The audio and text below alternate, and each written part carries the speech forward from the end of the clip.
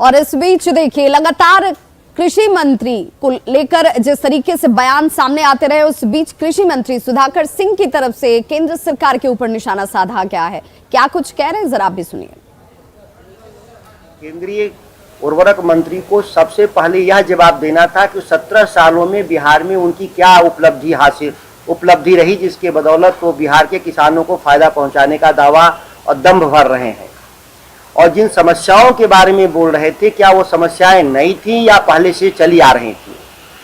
सबसे बड़ा सवाल की समस्याएं थी जिसके बारे में मंत्री बनते ही जो 1 महीना के तकरीबन हुए, हम इन समस्याओं की तरफ संकेत साफ शब्दों में किया था, जिसको मीडिया के बंधुओं में से एक वर्ग माना कि हम आलोचना ही अपनी सरकार कर रहे हैं, जबकि सही यही था कि यह समस्याएं गंभीर रूप से बिहार में पहले ही से है, जिस पर नकेल कसने की आवश्यकता है।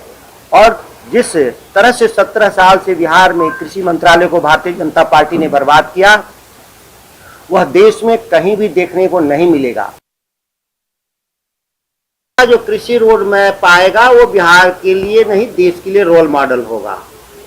बीज से लेके बाजार तक की पूरी प्रक्रिया, 3 जो कृषि रोड मैप थे उसमें बाजार कहीं नहीं था।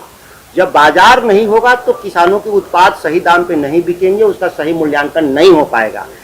इसलिए पूरी बाजार की भी व्यवस्था चौथे रोड मैप में रहेगा, ये नया चीज आएगा। दूसरी सबसे महत्वपूर्ण बात, हम आंकड़ों के जरिए नहीं, जो बजटरी सपोर्ट के जरिए नहीं, हम नीतियों में व्यापक बदलाव के जरिए कृषि क्षेत्र में हम क्रांतिकारी बदलाव लाएंगे। तो कृषि मंत्री